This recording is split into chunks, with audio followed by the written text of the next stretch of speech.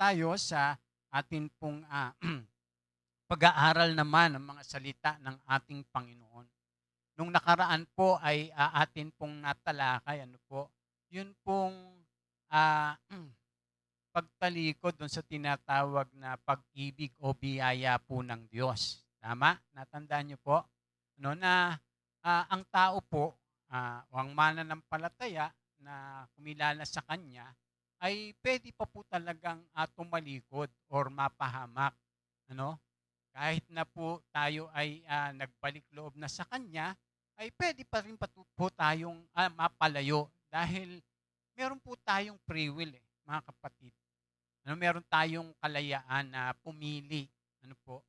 At minsan yan yung sinasabi ng ilang nangangaral o nagtuturo na yun daw free will natin nasa ilalim pa rin ng kapangyarihan ng Diyos.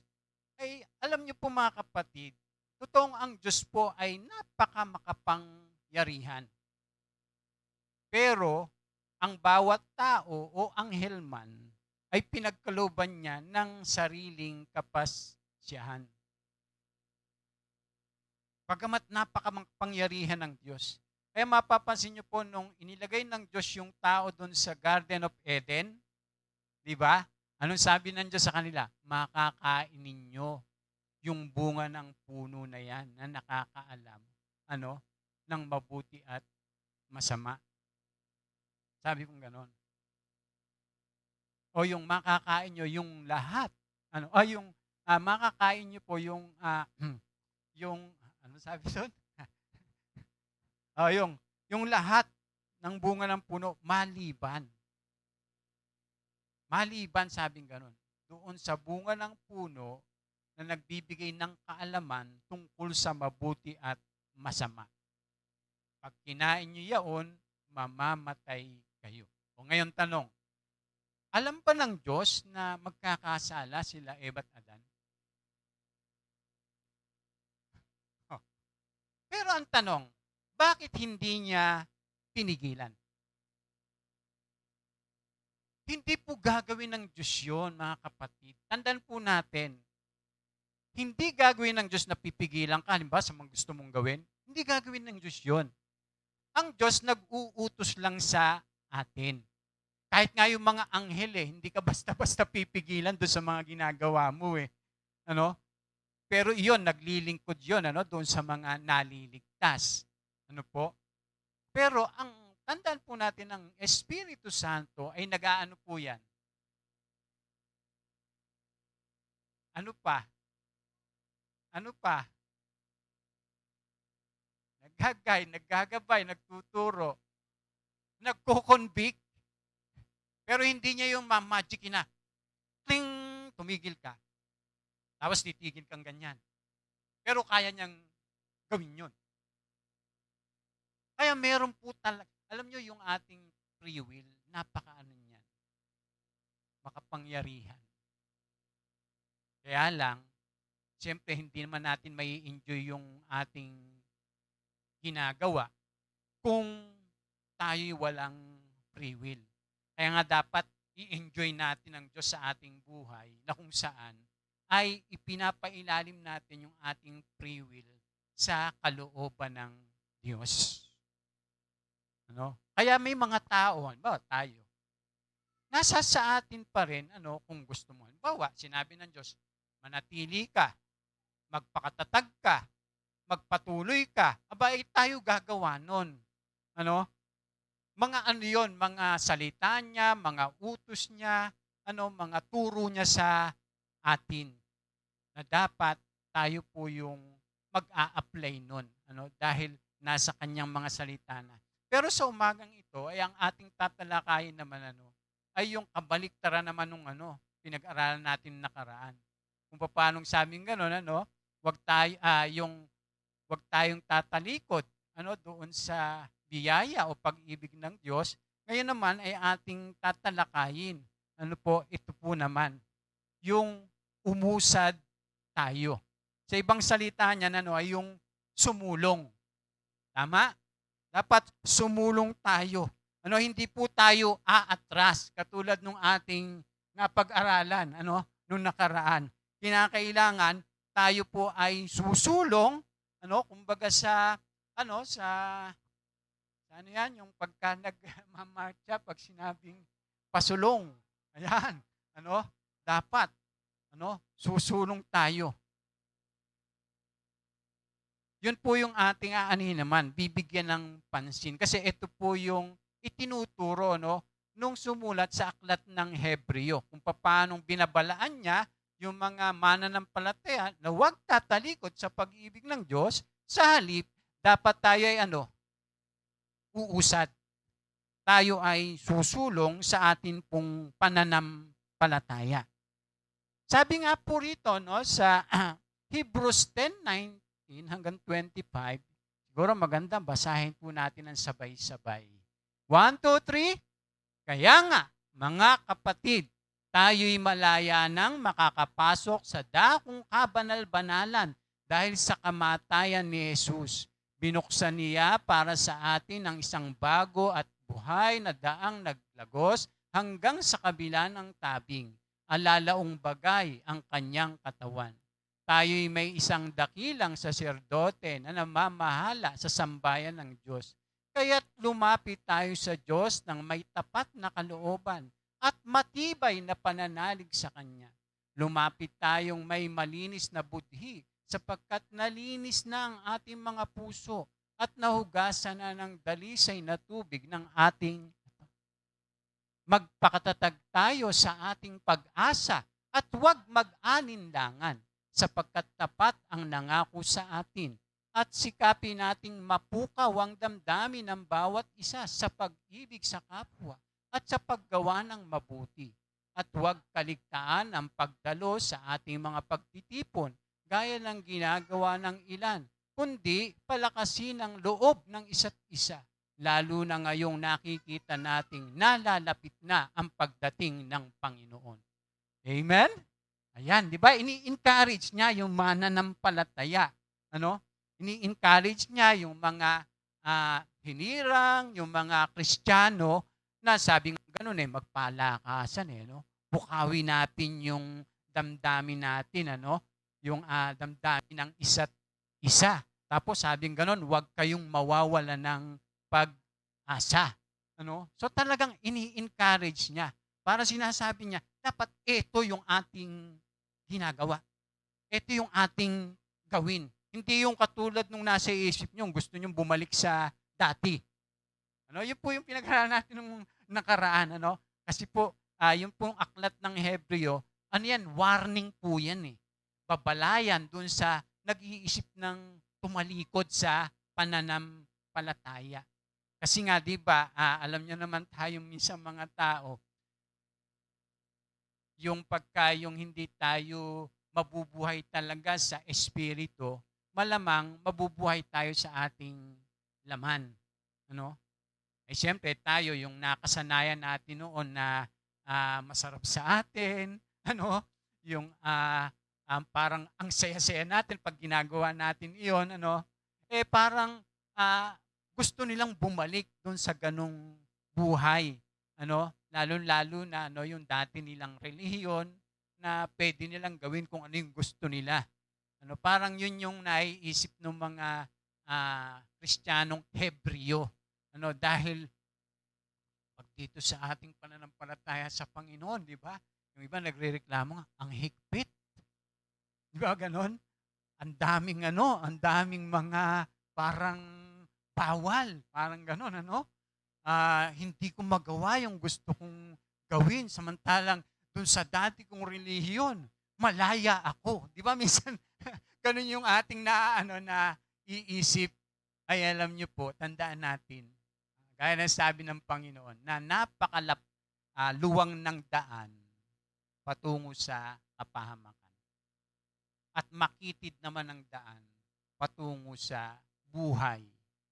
At kakaunti lamang po ang nakakasumpong niyon. Kasi nga bakit? Kasi ayoko dyan. Kasi ang hirap. Kasi ang sikip dyan. Kasi ang daming dyan. Bawal dyan. Po? So ating aanuhin at talakayin po ito. Sabi diyan, ang aklat ng Hebreo ay nasulat sa mga Kristiyanong napipitong tumalikod sa kanilang pananampalataya at pagbalik sa dati nilang paniniwala. Pinaliwanag ng sumulat na higit ang kanilang paniniwalang Kristiyano laban doon sa tinatawag na Judaismo. Ano o yung Judaism. Kasi yung mga Hebreo, ang reliyon talaga niyan ay Judaism, ano? Lalo-lalo na yung pananangan lang nila doon sa pagsunod sa kautusan, ano?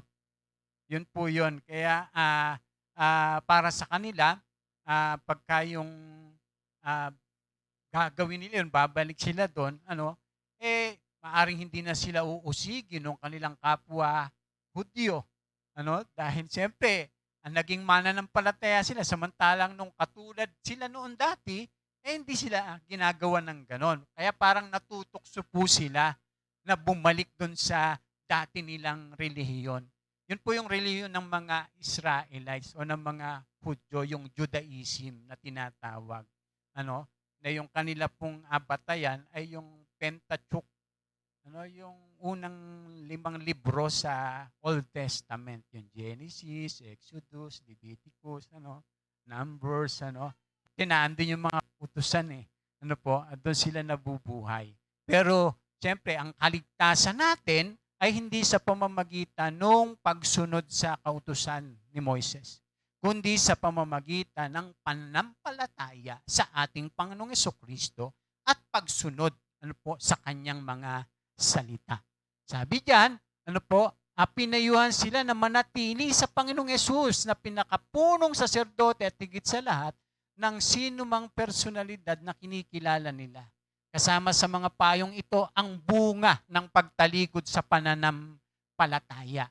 Kung ano yung mga mangyayari. Kaya pag binasa po natin yung aklat ng Hebreo, naandun yung warning kung ano yung magaganap pagka tinalikuran yung ating pananampalataya sa Panginoong Hesus. Sabi diyan, sa ating pag-aaralan ngayon, ang sumulat ay nagtuturo kung paano sila magpapatuloy sa kanilang pananampalataya at may iwasan ang pag-urong sa kanilang pakikibaka sa buhay pananampalataya. So atin pong aaralin ito pong Hebreo 10:19 hanggang 39 at matuto po tayo na magpatuloy at manatiling nag-aalab. Ano po? Yung ating buhay, pananampalataya sa Panginoon. So ano nga ba yung dapat gawin upang umunlad po yung ating buhay Kristiyano? Siyempre, ang gusto ng Panginoon, imbis na tayo'y mabansot, ang gusto niya tayo ay lumago. Ano? Imbis na tayo'y humina, ang gusto niya tayo'y tumibay. Tayo'y lumakas. Bilang mananampalataya. Dapat habang tayo'y tumatagal, tayo'y umuunlad. Hindi yung habang tumatagal sa pananampalataya, ay nagwawala. Habang tumatagal sa pananampalataya, para nangihina. Yung iba habang tumatagal sa pananampalataya, ay wala na. Nung tumagal ng tumagal. Yung iba nawala, yung iba tumalikod. Imbis na talagang makita natin ang kasiglahan, na talagang aktibong-aktibo, ay baliktad yata, kaya hindi sumusulong, kundi umaatras. Pagka ganun. Kaya dapat tayo umuusad, bilang mananampalataya. So ano nga ba yung dapat gawin upang umunlad ang buhay Kristiyano? Siyempre, unang-una, manatili tayong nananalig sa Panginoon. Kasi kung hindi talaga tayo mananatili sa ating pananalig, sa ating pananampalataya sa Panginoon, anong magiging niyan? Resulta. Anong magiging bunga niyan? Kaya kita nyo po pagka tayo po hindi na natin ginagawa yung ating mga gawain sa Panginoon, di ba? Pagka tayo hindi na nag-church, ganon, hindi na tayo nakikiisa, hindi na tayo nakikipag-participate sa mga gawain, di ba? Ano nangyayari? Nanlalamig, di ba? Kaya kinakailangan manatili tayo doon sa ating pananampalataya. Kaya nga sabi po dyan, kaya nga mga kapatid, tayo malaya ng makakapasok sa dakong kabanal-banalan dahil sa kamatayan ni Jesus. Pero inyo po yun, isang ano po yun, pribilehiyo na tayong mga sumasampalataya sa Panginoong Jesus at nagbalik loob sa Kanya, ay makakapasok na doon sa tinatawag na dakong kabanal-banalan. Tapos yung iba tamad. Tamad tamad magsimba, tamad manalangin, tamad lumapit sa ating Panginoon. Alam niyo po yung ibig sabihin niyan sa Old Testament? 'Di ba ang templo noon, merong yung mga ang tawag doon yung tabernacle, merong mga siya, yung division. May tinatawag na outer court, holy place, at saka yung Holy of Holies.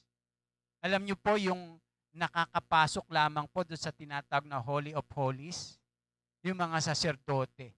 Ang masaklap, pag pumasok pa siya doon at meron siyang kasalanan, namamatay siya.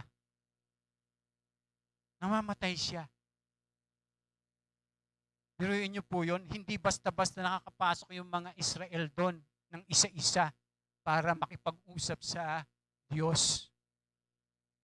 Pero nung tayo po, ay nanampalataya na sa Panginoong Yesus at kumilala sa Kanya, sabi po ng salita ng Diyos, sabi diyan, kaya nga mga kapatid, tayo'y malaya nang makakapasok sa dakong kabanal-banalan dahil sa kamatayan ni Jesus.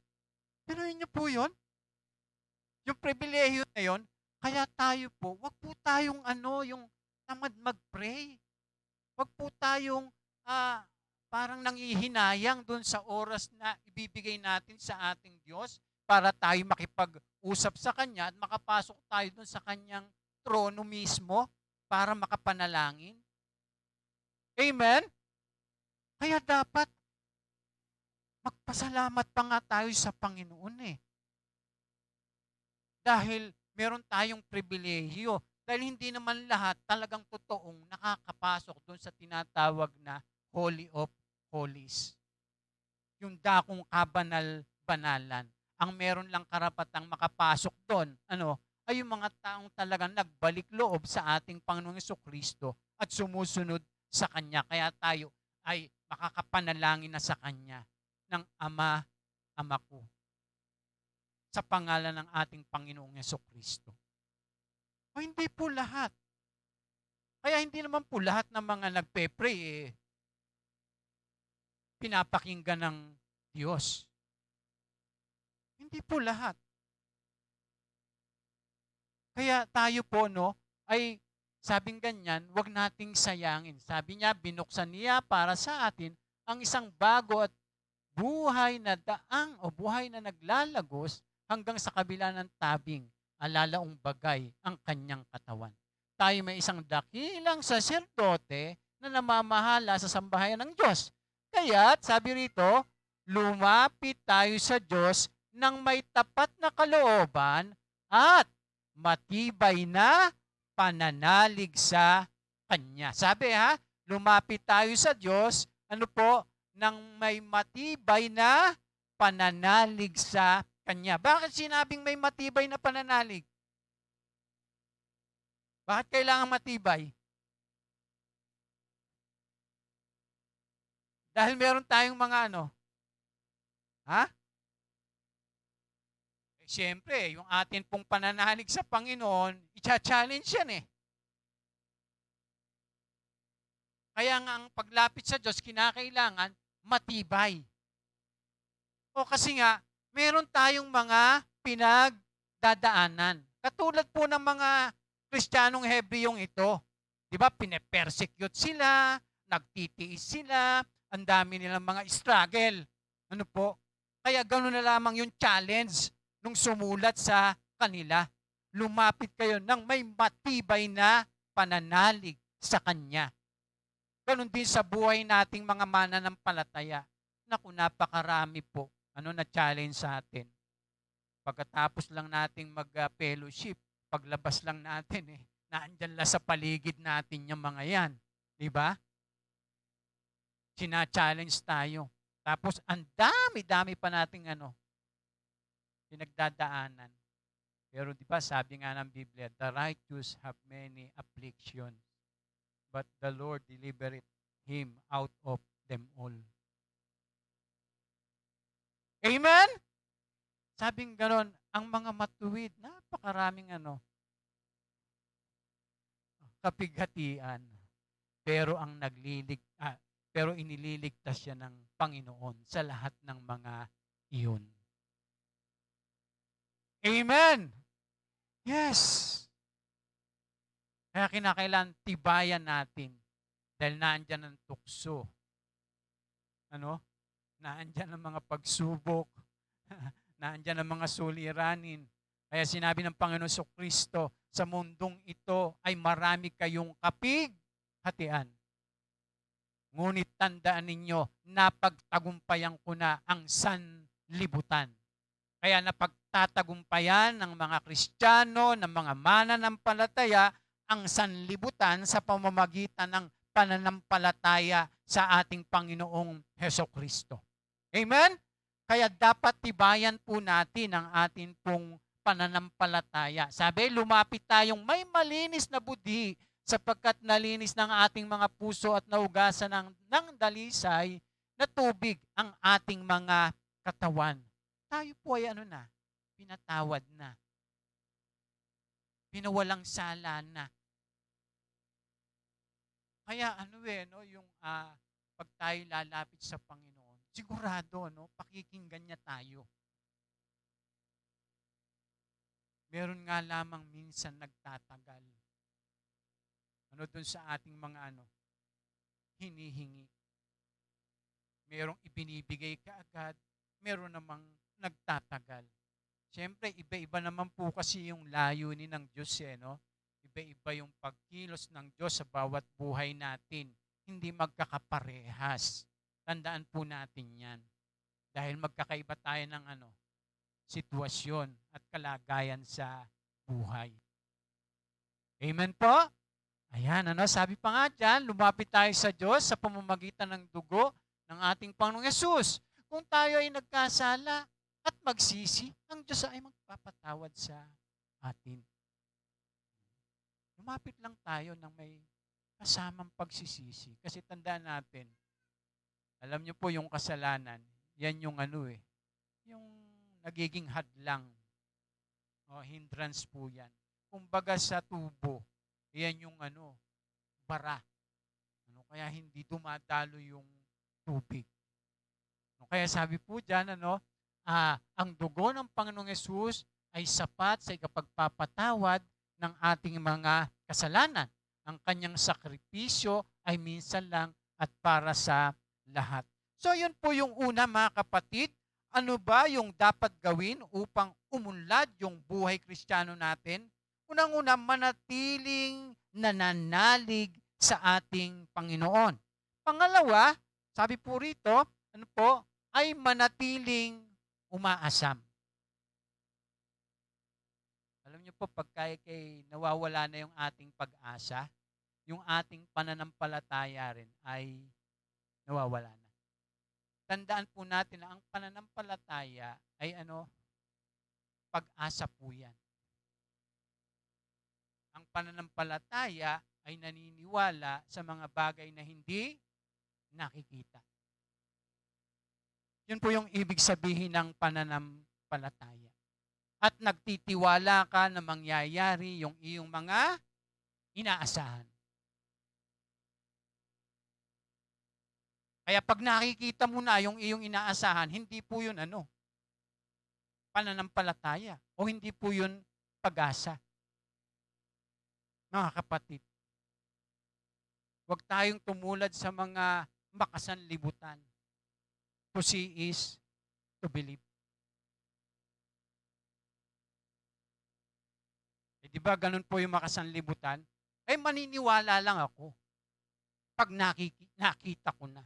Kasi ganun yung science Di ba sa science, sa kanila, ang isang bagay, ay mapapatunayan lang kapag nakikita at nahawakan. Di ba ganun sa science?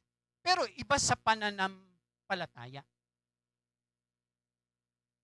Parang yung, may napanood ako dun sa na may nagtanong dun sa isang bata, sabi, hindi totoo yung Diyos. Kasi, ah, kung totoo yung Diyos, nakita mo na ba siya? Sabi ng bata, hindi. Nahawakan mo na ba siya? Sabi ng bata, hindi. O hindi totoo ang Diyos. Kasi hindi mo naman siya nakita, hindi mo naman siya nahawakan. Sabi niya gano'n. Sumagot yung bata. Sabi kasi nung professor, siyempre matalino siya, professor siya. Sabi niya, common sense lang yon, hindi totoo ang Diyos. Dahil hindi mo siya nakikita, hindi mo siya nahawakan. Sabi naman ng bata, totoo, meron kang common sense? Sabi ng professor, nakita mo na ba yung mo?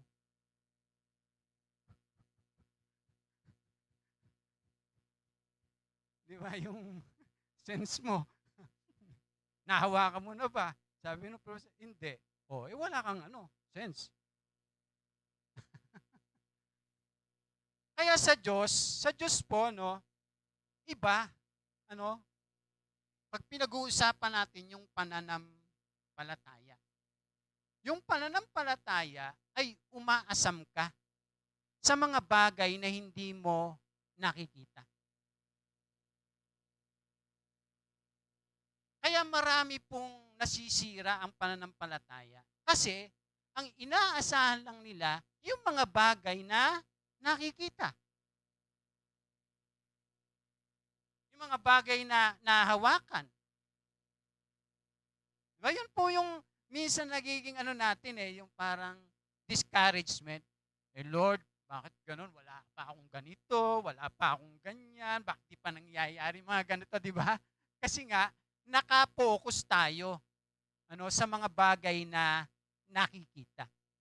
Samantalang si Apostol Pablo, di ba, sabi niya, ang aming paningin ay nakapako sa mga bagay na hindi nakikita.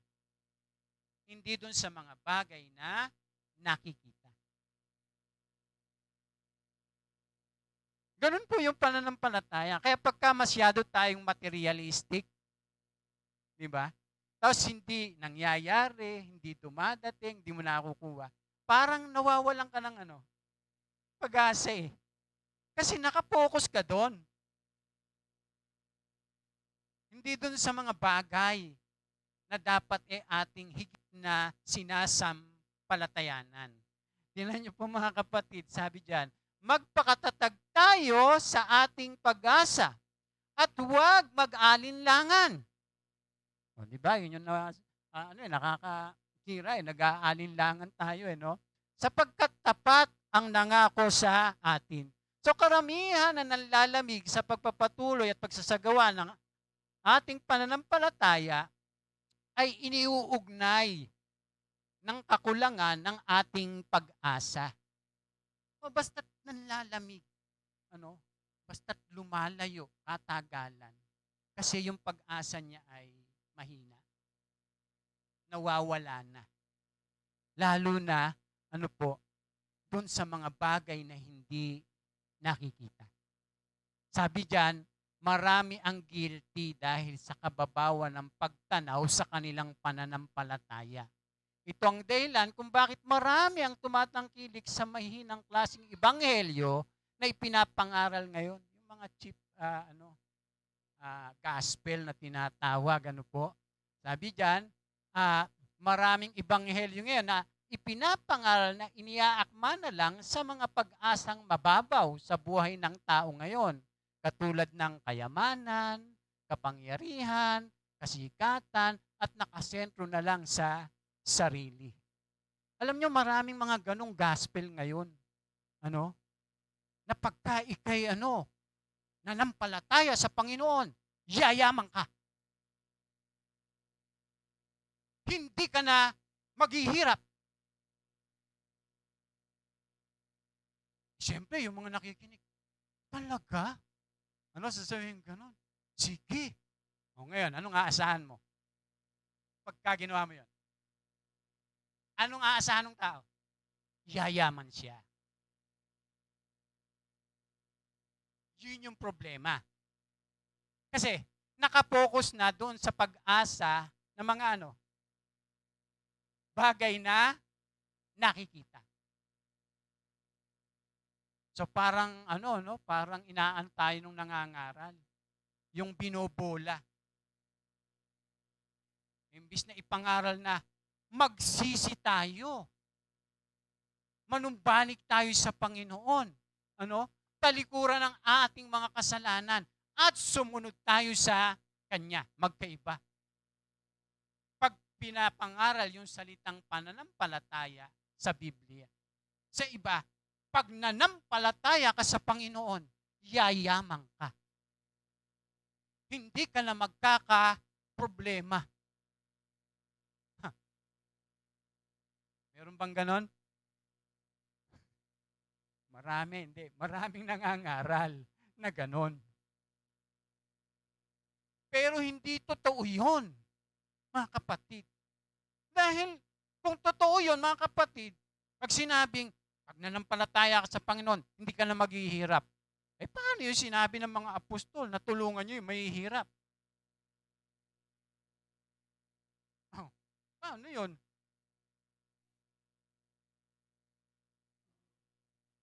Sino natutulungan natin?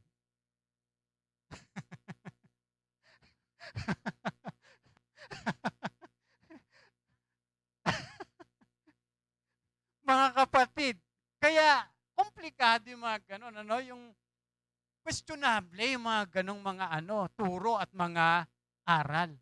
So sasabihin, sabi diyan, yung katulad ng kayamanan, kapangyarihan, kasikatan, at nakasentro na lang sa sarili. Yung iba nga sabi, hindi ka na magkakasakit. Ang hina ng pananampalataya mo. Sasabihin ganon. Bakit si Pablo nagkasakit? Bakit si Pablo merong tinik sa laman?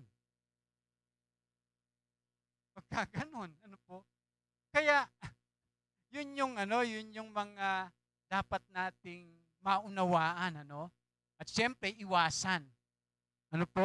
Baka kasi tayo po mga kapatid, dahil nanampalataya na tayo sa Panginoon, iniisip natin na pag sinabing, pagpapalain kayo ng Diyos, gaya ni Abraham. Iba naman yung sinasabi ng Diyos kay Abraham . Nung pinangakuan ng Diyos si Abraham, pararamihin yung kanyang lahi. Yung sinabi ng Diyos kay Abraham na ililigtas niya yung mga magiging lahi niya. Yun po yung sinasabi ng Diyos kay Abraham. Kaya lang, yung panahon po natin ngayon, ay yung pananampalataya ay nakasentro. Hindi nagiging balance. Parang kaya sila yung nangihina, yung humihina yung kanilang pag-asa dahil hindi nila nakakamit, nakakamtan. Yung mga bagay na parang iniisip nila ay dapat ay magkameron sila. Paano kung hindi ibigay ng Diyos yun sa atin?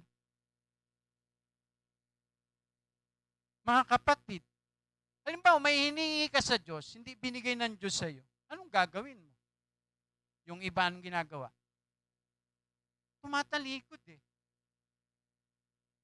Kaya pala hindi binibigay ng Diyos yun dahil hindi makakabuti minsan sa iyo.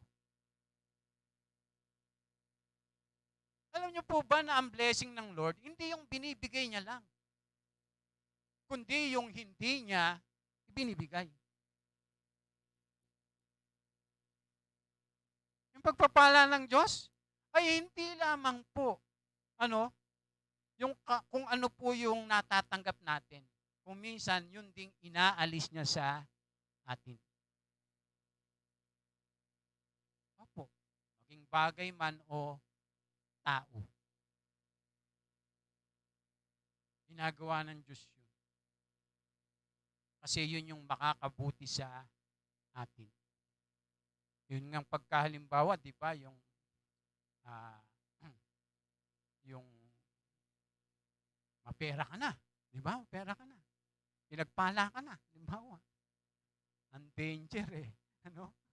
Pagka marami ng blessing, ano nangyayari? Talagang nakakalimutan na. Ano? Kasi hindi niya na kailangan ng Diyos. Yun yung mahirap. Kaya kita nyo, sabi ng Biblia, napakahirap makapasok sa kaharian ng Diyos. Ang mga ano? Kita nyo na? Oo, talaga. Alam nyo po ba sa akin, para sa akin, mayaman kapag kumakain ka ng higit sa 3 beses. Mga kapatid, opo. Opo mga kapatid. Kasi sa ibang bansa, talagang maraming walang makain. Kaya mapalad na po tayo, no? Pag tinignan mo, ano ba yan? Ito lang ang meron ako. Pero nakakakain ka naman ng 3 beses ang araw. Pero pag tiningnan mo at pinag-aralan natin yung buhay ng ibang tao, mga kapatid, napaka-bless mo. Amen? Blessing. Si Ate Lisa nga, tinan mo, kahit na hindi kumakain ng 3 beses yan.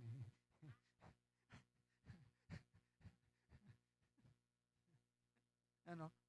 Kaya sabi diyan, ano yung dapat nating asamin sa buhay? Asahan sa mabuti at nananatiling yaman na nakalaan para sa mga nananalig.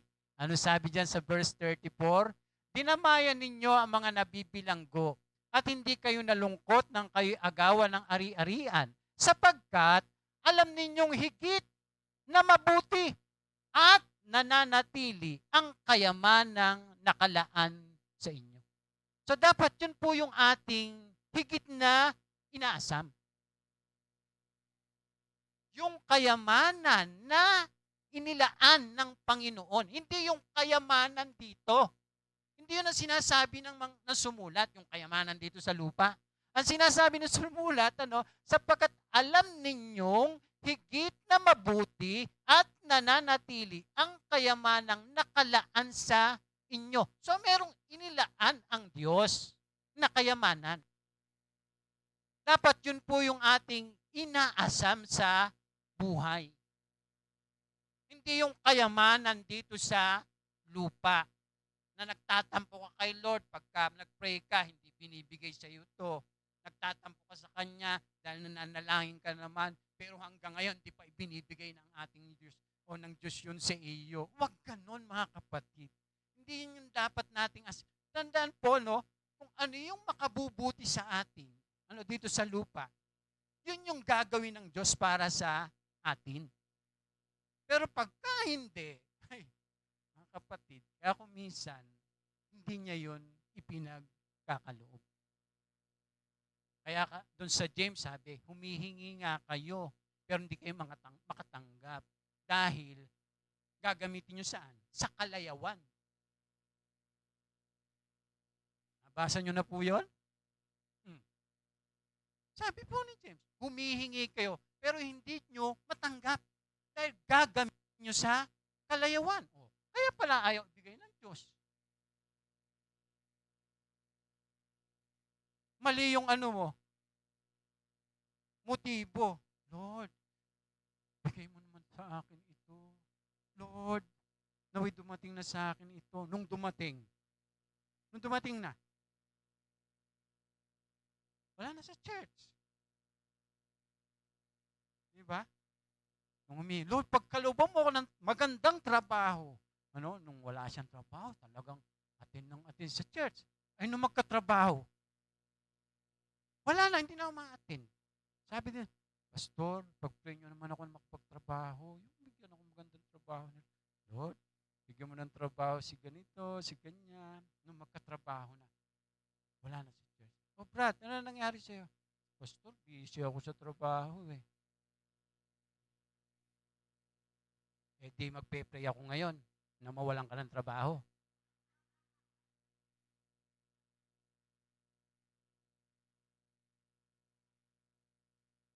Ha? Ganun na lang gagawin namin. Noon, nagre-request kayo. Pastor, pray niyo naman kami na magkaroon ganito, ganun, ganito. Yun na, Lord, maawa ka po kay sister, kay brother. Diba? Nung ngayon, nagkaroon ng trabaho. Ano? Kaya lang problema, wala na, hindi nagsisimba. Kaya pag nakita ko yun, yun na sasabihin. Pag pe-pray kita, Brad, na mawalan ka ng trabaho.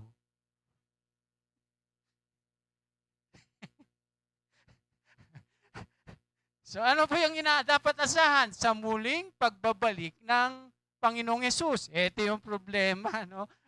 Ito yung pagka nawawala na sa atin ito, yung pag-asa na ito, ano?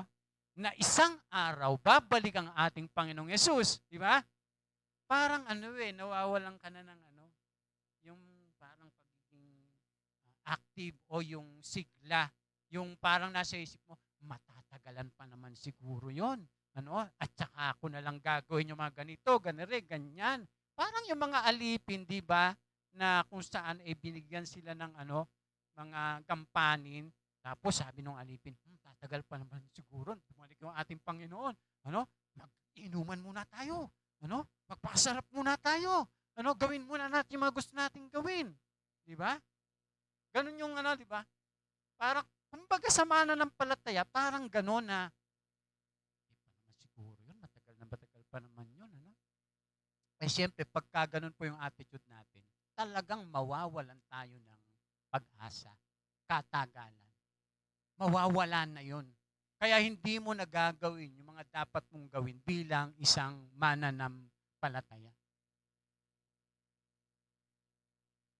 Dapat bawat araw, inaasahan mo na babalik ang Panginoon. At ganun yung ating attitude. Naku, baka bumalik na bukas ang Panginoon. Gagawin ko to. Gagawin ko yan. Kailangan sundin ko na to. Dapat ganon, bawat araw.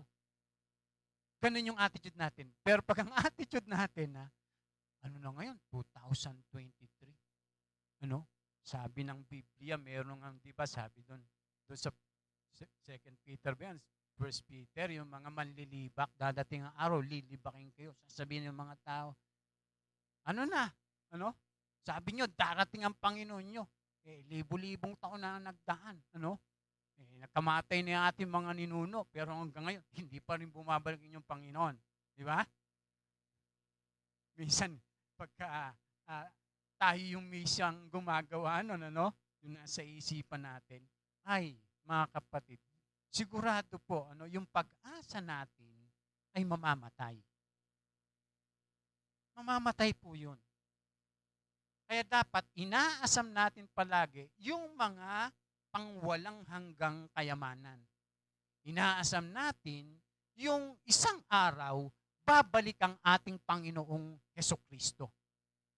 Kaya ikaw ngayon, di ba mag-aano ka, sisikap ka na gawin ito para sa Kanya, ihanda mo yung iyong sarili, mamumuhay ka ng ayon sa Kanyang kalooban.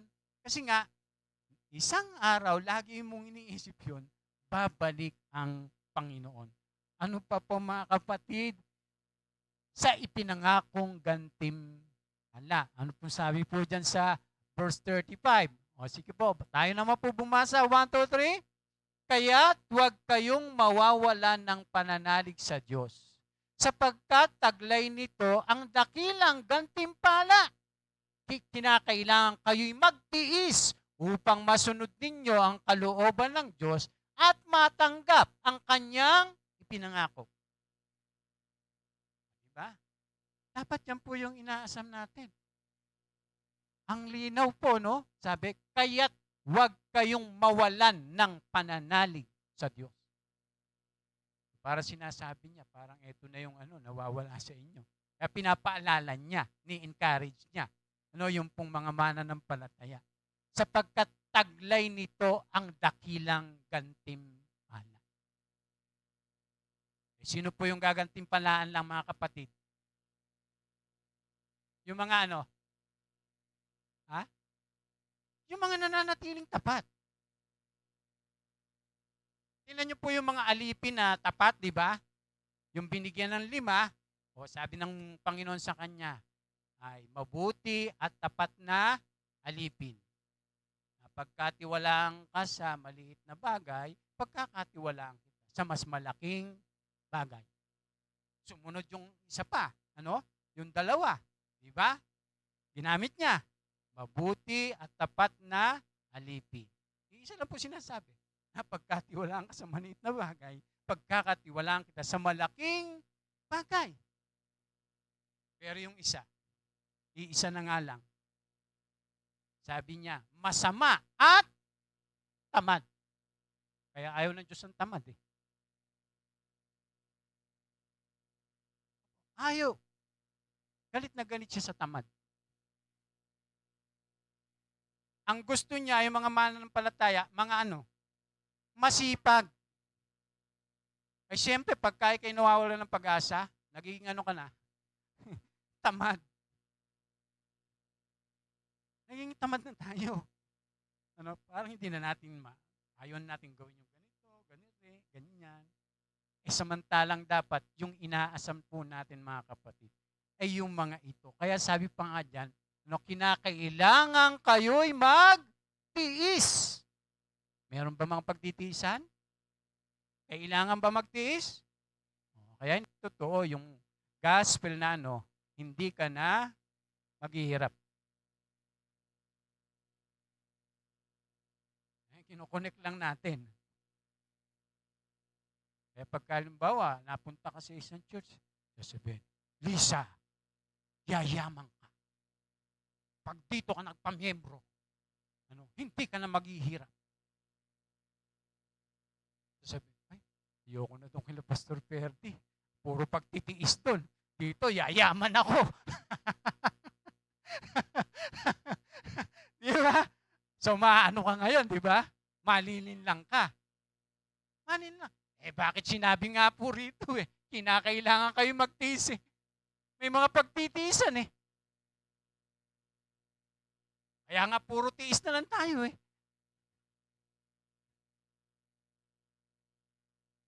Kaya kasama po sa buhay yon, mga kapatid. Sige po, pagka tayo nagtitiis, ano po yung nauubog, nadidevelop sa atin? Ha? Nagiging matyaga ka. Siyempre, pagka ikaw ay matyaga, yung pag-asa mo, tumataas. Kasi yun po yung meaning ng pag-asa Pag umaasa ka, nag-iintay ka. Umaasam ka Kaya meron siyang layunin. Pagka hinahayaan ng Diyos na mangyari sa atin yung mga ganun mga bagay, meron siyang plano doon. Hindi pwedeng wala.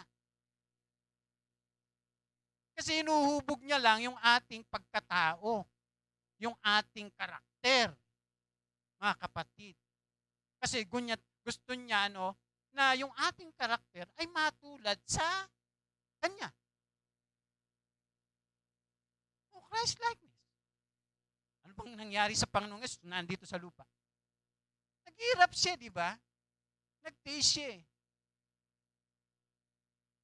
Kaya nga dinidevelop, nuhubog tayo Para tayong mga kapatid, yung palayok, yung clay, di ba? Yung aanuhin ka. Huhulmahin ka dun sa gusto ng Panginoon. Kaya nga may kanta na yung, ano ba simula nun? Ha? You are the potter, I am the clay.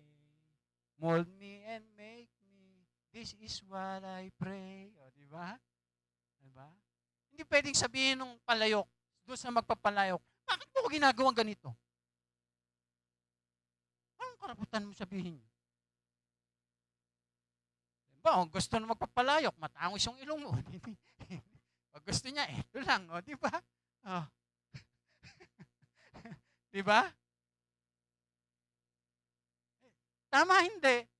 Hindi nga, ganun po eh. Kaya gagawin ng Diyos yung gusto niya para sa atin. Hindi yung gusto natin para sa Kanya. Kaya nga pinapadaan tayo, kaya nga yung pag-asam, yung pag-asa, ay tinuturo ng salita ng Diyos. Hindi basta sinasabing, umasa ka sa Diyos. Anong aasahan mo? Ayan po, sabi ng ganyan, upang, tinan niyo po, kinakailangan kayong magtiis upang masunod ninyo ang kalooban ng Diyos at matanggap ang kanyang pinangako. Kasi pag hindi ka nagtiis hanggang wakas, hindi ka maliligtas. Hindi ka maliligtas. Paano matatanggap yung gantimpala? Paano matatanggap yung ipinangako? Hindi mo naman natutunan magtiis. Amen? Kaya sa buhay na ito, bahagi po yun. Kaya nga, di ba may pinost ako? Ang tagumpay at kabiguan, ay bahagi ng ating buhay.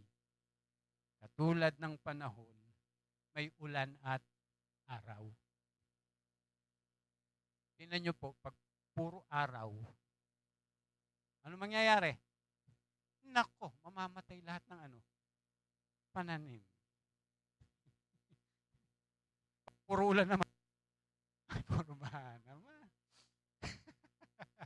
Di ba? Hindi nyo napansin? Kaya doon sa buhay pananampalataya, kasama yun. Merong pagpapala, merong pagpapalo.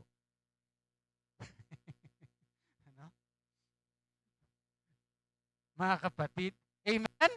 Palakpakan natin ang Panginoon. Ayan, so, pangatlo, ano ba yung dapat gawin upang umulad ang ating buhay Kristiyano? Manatiling naglilingkod. Ayan po, kaya sabi po rito, magpakatatag kayo, magpakatatag tayo sa ating pag-asa at huwag mag-alinlang sa pagkatapat ang nangako sa atin at sikapin nating mapukaw ang damdamin ng bawat isa sa pag-ibig sa kapwa at sa paggawa ng mabuti. So, kailangan nating maglingkod, Saan? Sa isa't isa. Pero tayo gagawa nun. Pupukawin natin yung isa't isa. Tayo magpalakasan, magpatibayan, ating i-exhort, ating ating i-encourage, yung bawat isa. Yun po yung dapat gawin natin. Hindi natin i-discourage, kundi i-encourage. Ang natural na resulta ng pananampalataya at pag-asa sa ating Panginoong Yesus ay paglilingkod sa Kanya at sa kapwa. Ang tunay na Kristyanismo ay nagdadala ng kamatayan sa ating makasarili. Yung totoong Kristyanismo, hindi ka dapat magiging makasarili. Hindi puro ako, Hindi yung puro ikaw yung parang dapat na pinaglilingkuran. Diba? Hindi yung parang ang tingin mo sa sarili mo ay yung espesyal. Hindi ganon. Hindi yung ang tingin mo sa sarili mo ay VIP. Pagka ganon, ang pagtanaw natin sa ating sarili, mahirap talagang maglingkod. Dapat ang pagtingin natin sa ating sarili, katulad ng pagtingin ng Panginoon. Kung paano siya nagpakumbaba para makapaglingkod. Hindi tayo makapaglilingkod talaga sa Diyos pagka hindi tayo tutulad sa ating Panginoong Hesukristo. Ano yung dapat gawin ng Kristiyano? Sabi, magpukawan sa pag-ibig at paggawa. So, paano ito ginagawa? Hindi lamang dapat na naaawa, kundi dapat nadarama rin ang nadarama ng iba. Ang tawag po rito ay empathy. Sabi dyan, nahigit na mainam kaysa sympathy. Magkaiba pala siya. Iba pala yung, ay, ang simpatya ko. No? Nakikisimpatya ako kay Ate Christy, sa kanya mga problema. Pero, yung talagang nadarama mo, meron ka dapat yung tinatawag na empathy. Sabing ganyan. Ito ang pinagmumula ng tunay na pagtulong at panalangin. Ang salungat dito ay ang apathy na bunga ng makasarili. Yung walang pakialam saan? Sa kapwa, sa kapatid. Kasi puro sarili lang ang iniisip. Kaya sinabi siguro ni James na kapag ka mayroong kapatid na nangailangan at nakita mo, tapos pagdadasal mo, pagpalain ka ng Diyos. Ibigay ng Diyos ang mga pangailangan mo. Walang makakain si Kit. Di ba? Samantalang dapat ikaw yung magbibigay. Nasan yun? Sasabi mo na, yung sympathy mo nasa kanya. Nasan yung empathy? Kung hindi mo siya tinutulungan. Diba yung ganon? Apathy yun. Makasarili ka. Kukunwari ka lang na concern. Pero hindi naman talaga. Diba? Nagpe-pray ka lang ng pagpalain ka ng Diyos. Kit. Tapos hindi mo naman pinagpapala. Pwede mo namang gawin yun. So, inilarawan sila sa kanilang panimulang pananampalataya. Tingnan niyo po. Ganito yung ginagawa ng mga Hebreo noon. Sabi diyan, alalahanin ninyo ang mga araw na nagdaan kung paano kayo'y nagbata. Sabi ganun po. Tingnan niyo po yung mga Hebreo kung paano sila nakakaranas. Alalahanin ninyo ang mga araw na nagdaan kung paano kayo'y nagbata ng matinding hirap. Matinding hirap. Sabing ganon. Matapos na kayo maliwanagan, ngunit hindi kayo nadaig. Sabing ganon. Ngunit, kung minsan kayo inaalipusta at pinahihirapan sa harapan ng madla, at kung minsan na may karamay kayo ng mga kasamahang pinahihirapan ng gayon, dinamayan ninyo ang mga nabibilanggo at hindi kayo nalungkot ng kayo'y agawan ng ari-arian sapagkat alam ninyong higit na mabuti at nananatili ang kayamanang nakalaan sa inyo. So yung mga Christian Hebrew po ay naranasan yon. Pero bandang huli, parang gusto na nilang bumigay. Kaya yung pong ating inaaral, ini-encourage sila. Ay na huwag kayong aatras. Kailan? Umuusad kayo. Nagpatuloy kayo sa pananampalataya o sumusulong. Sabi pong ganon. Amen po mga kapatid? Sabi diyan, at wag, sabing ganon, kaliligtaan ang mga pagtitipong iglesia. Sa kabila ng maraming kapintasan at kakulangan, ang iglesia at ang mga pagtitipon nito ay dapat igalang at ingatan. Walang tunay na buhay Kristiyano sa labas ng iglesia.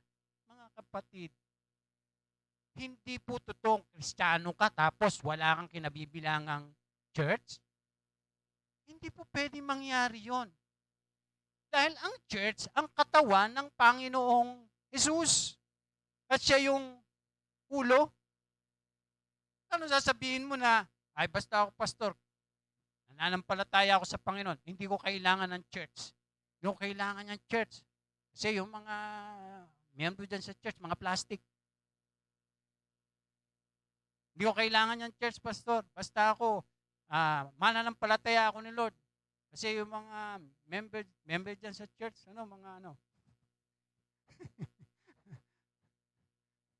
mga oro kanya mga yan.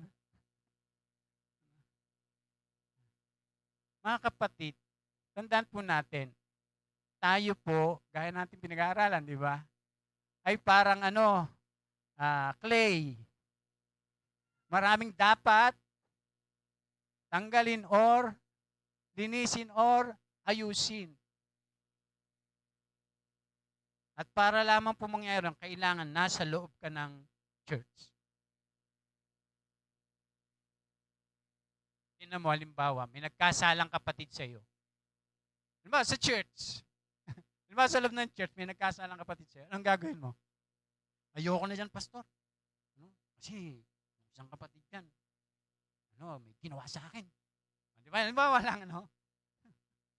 Alis na ako. Pero anong tinuturo ng Panginoon kapag kami nagkasala sa atin? Na kapatid. Patatawarin na ilang beses. Ang dami nung kay sister, ano? 700 beses. Ha? Ilan? Ilang beses isang araw? 77. Ano ba? Yung iba. Ang dami. Tapos nagkasala lang sila ng beses or na ano ka lang ng konti, na di ka lang napansin or nakakamayan kaya or yoko na dyan, yung kinamayan ng pastor, iinis ako kay pastor. Kinamayan ni Ate Son, ano, di ako pinapansin. Mga ganon, yoko na dyan. Tuloyin mo yung mga ganon. Samantalang pagka nagkasala ang kapatid mo, sabing ganon, ano, ilang beses mong patatawarin? 77? Di pa nga mas marami pa nga Sa isang araw yun, ha? Sabi, sa isang araw. Sa isang araw. O ngayon, pagka nagpatawad ka, anong nadidevelop? Ha? Love. Love. Pero pag hindi ka nagpatawad, aalis ka. Ano nangyari? Kita nyo na? Hatred. Ay na matutunan po natin mga kapatid. Kaya pag wala ka sa church, wala kang church. Ano? Malabo kang mahubog bilang isang tunay na Kristiyano. Paano mo i-apply yung mga utos? Magpatawaran kayo. Kung nag-iisa ka, mag-ibigan kayo. Kung nag-iisa ka. Sige po.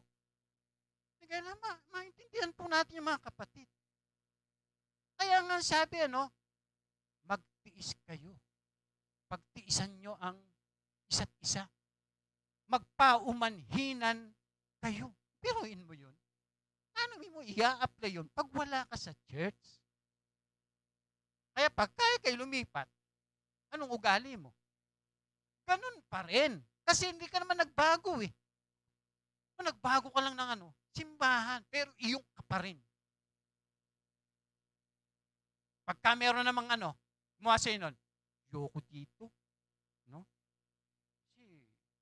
Si sister ganito, si brother, si pastor. Laging ikaw. Ganun na lang ikakatwir mo. Wala, hindi ka talaga magbabago. Kasi ayaw mong sumunod sa Panginoon. Bakit? Hindi mo i-apply o ini-apply yung utos na sinasabi ng salita ng Diyos. Hindi ka talaga magbabago. Wala ka naman makikita ng perfecto Na church? Pag may nakita kang perfectong church, pag nagpunta ka dun, hindi na perfecto yun. Bakit? Naantong ka na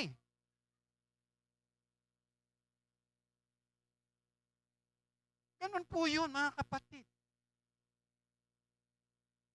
Kaya mahalaga po yung church. Tingnan niyo po yung tubig. Saan nabubuhay? Yung isda po pala. Saan nabubuhay? Kaya nang likay ng Diyos yung mga isda. Saan siya nagsalita? Sa tubig. Yung mga puno, nung likay niya, saan siya nagsalita? Sa lupa. Tayo likhain. Tayo likhain. Saan siya nagsalita? Sa kanyang sarili. Ngayon, ating likhain.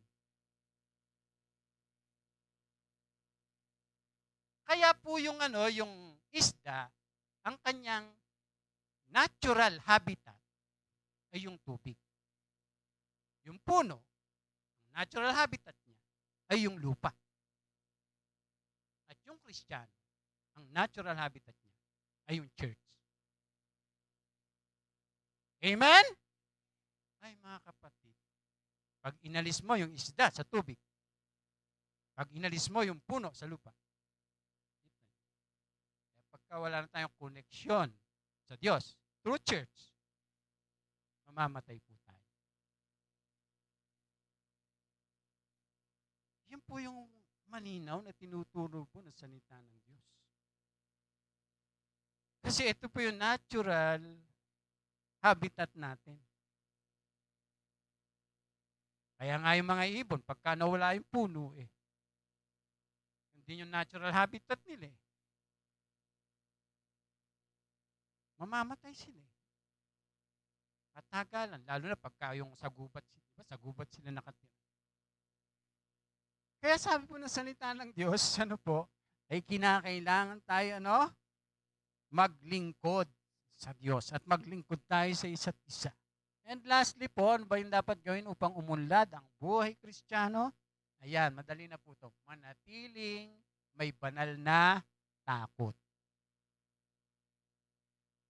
Sabi nga po rito. Sige, basahin natin ng sabay-sabay. Nababasa ba natin? 1, 2, 3. Kung matapos nating makilala at tanggapin ang katotohanan, ay magpatuloy pa rin tayo sa pagkakasala, wala nang haing maihahandog sa pagpapatawad ng ating mga kasalanan. Wala nang natitira kundi ang nakapangingilabot na paghihintay sa darating, ang paghukom at ang gangalit na apoy na tutupok sa mga kalaban ng Diyos. Batay sa patutuo ng 2 o 3 saksi, ang lumalabag sa kautusan ni Moises ay walang awang pinapatay. Ganong kabigat na parusa sa akala ninyo ang nararapat sa taong umahamak sa anak ng Diyos at lumalapastangan sa dugo na nagpapatibay sa tipan at nagpabanal sa kanya sa humamak sa mabaging espiritu. Sapagkat kilala natin ang nagsabi ng ganito, ako maghihiganti, ako ang magpaparusa, at siya rin ang nagsabi, hahatulan ng Panginoon ang kanyang bayan.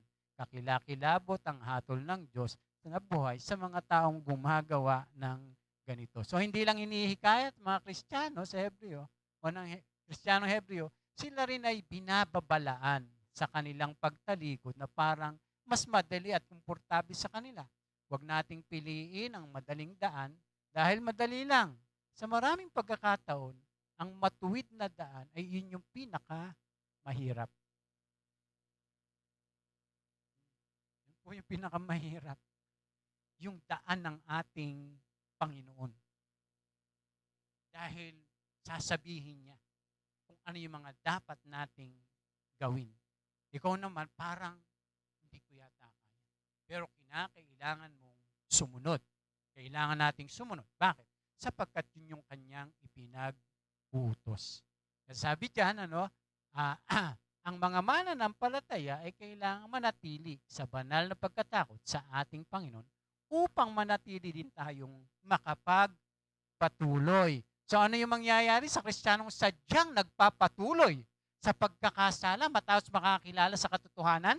Yun po Pagka tayo po nakakilala sa Panginoon, tapos nagpapatuloy pa rin tayo sa pagkakasala. Ay, eto po ang sabi. Wala nang haing pagpapatawad pa para sa kanyang kasalanan. Hindi pwedeng mamatay uli ang ating Panginoong Jesucristo. Isang beses lang po yun. Pero may panganib. Kapag sinasabi mong Kristiyano ka, pero nagpapatuloy ka pa rin sa pagkakasala. Sabi po ng Biblia dyan,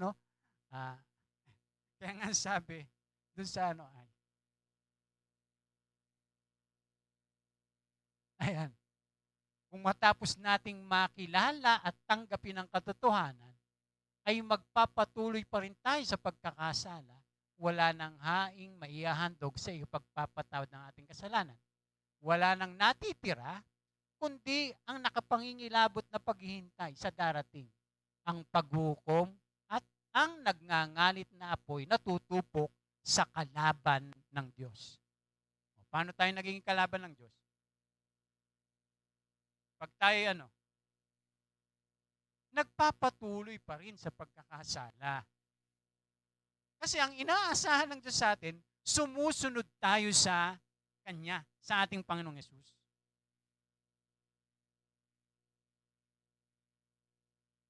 Kaya nga tayo pinalaya saan? Sa kasalanan. Para makasunod tayo, pinalaya tayo sa pamamagitan ng ating Panginoong Hesukristo. Ang danger dyan yung mayroong hangganan ang panlalamig at pagkakasala sa Panginoon. May danger po yung yung halimbawa pagka yung lumampas ka na dun sa parang itinakda ng Diyos para sa iyo. Na sige, pinapabayaan ka niya doon sa ginagawa mo. Paano kung lumampas ka na ron? Ay, hanggang diyan ka na lang. Hindi na pwede yan. Tapos paparusaan ka niya. Yun yung delikado, mga kapatid. Kaya dapat po, ay tayo'y magkaroon ng banal na takot. Sabi ng salita ng Diyos. Ano pa? Ginagawa natin, hinahamak niya ang Panginoong Yesus, nilalapastangan ng dugong sa Kanya ay nagpabanal. Hinahamak niya ang mahabaging Espiritu Santo. So parang winalang halaga natin yung ginawa ni Kristo sa atin na pagliligtas. Kaya po, yun po yung kinakailangan bilang mga mananampalataya. Upang tayo'y umusad, at magpatuloy sa atin pong buhay pananampalataya.